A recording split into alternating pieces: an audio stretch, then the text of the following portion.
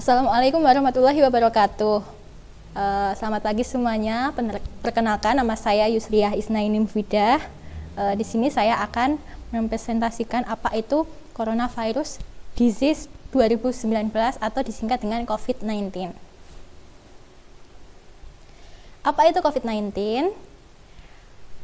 COVID-19 atau Coronavirus Disease 2019 adalah penyakit yang disebabkan oleh infeksi coronavirus yang baru dan dilaporkan pertama kali pada akhir tahun 2019.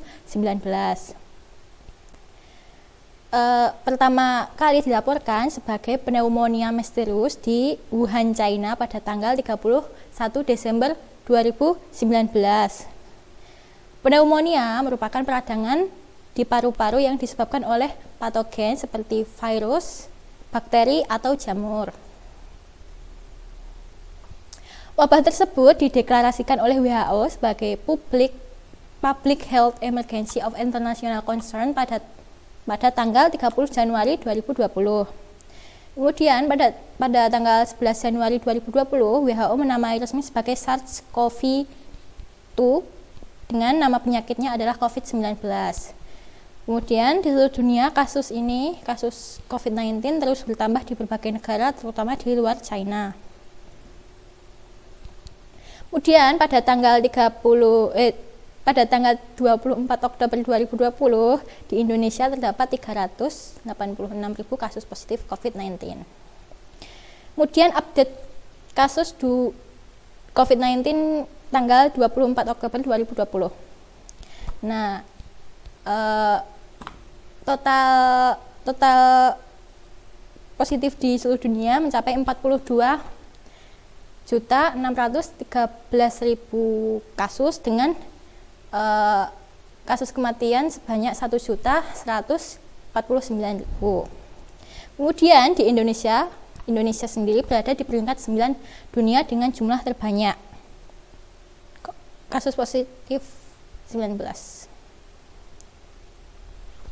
Nah, kuman penyebab COVID-19 yaitu yang pertama adalah novel coronavirus yang pada tahun 2019 dikenal sebagai nCoV, kemudian dinamai sebagai SARS-CoV-2 atau Severe Acute Respiratory Syndrome Coronavirus 2. Kemudian virus zoonotik yaitu transmisi dari hewan ke manusia.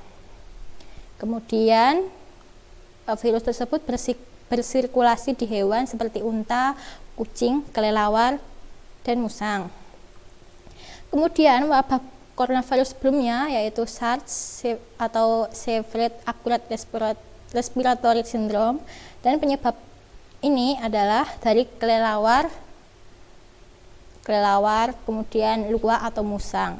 Dan pada tanggal 2002 bulan Maret awalnya di Guangdong, China ditemukan 8.000-an kasus dan 10 kematian di 29 negara.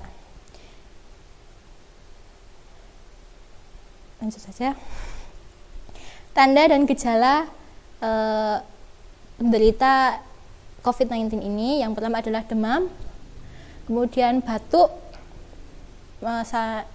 dan pilek, gangguan pernafasan, sakit tenggorokan, dan tubuh merasa letih dan lesu. Penyebaran COVID-19 ini berasal dari individu yang terinfeksi, kemudian droplet atau udara droplet penderita itu menyebar melalui udara dari batuk dan bersin, kemudian kontak dekat seperti menyentuh atau berjabat tangan, dan menyentuh objek atau permukaan yang terkontaminasi virus, kemudian menyentuh mulut, hidung, mata, dan sebelum cuci tangan. Kemudian yang terakhir adalah kontaminasi feses. Penyebaran yang ini jarang terjadi. Kemudian secara tidak langsungnya droplet tersebut tumpah ke permukaan benda. Kemudian kita menyentuhnya dengan tangan, wajah, menyentuh dengan tangan, kemudian tangan kita itu menyentuh wajah, yaitu terutama mata, hidung, dan mulut tanpa cuci tangan. Dan penyebaran secara langsungnya itu percikan langsung.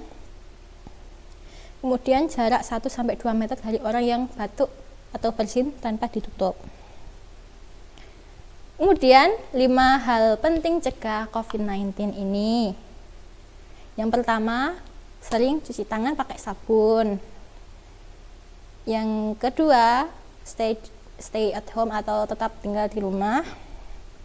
Kemudian yang ketiga, menjaga jarak dan menghindari kerumunan. Jarak aman minimalnya kurang lebih 2 meter.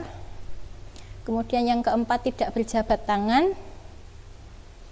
Yang kelima, pakai masker bila sakit atau harus berada di tempat umum.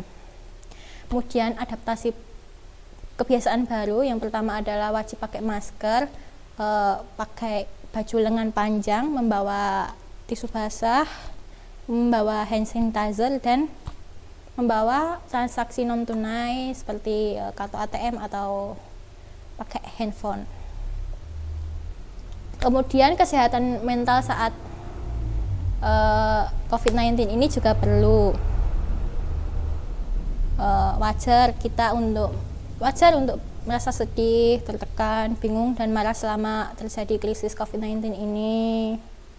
Kemudian berbicara dengan orang terdekat mengenai apa yang Anda rasakan ketika di rumah saja gitu. Kemudian hanya dengarkan informasi dari sumber yang terpercaya, karena banyak hoax tentang COVID-19 yang banyak tersebar di media sosial. Kemudian kurangi konsumsi berita dan media sosial mengenai COVID-19 yang membuat kita khawatir, misalnya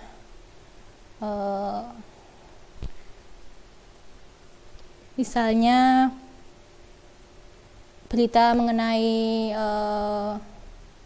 kasus ini bertambah atau yang lainnya. Jangan merokok dan mengkonsumsi alkohol atau obat-obatan yang tidak dianjurkan. Kemudian yang terakhir, pertahankan gaya hidup sehat, gizi seimbang, olahraga teratur, dan tidur yang cukup.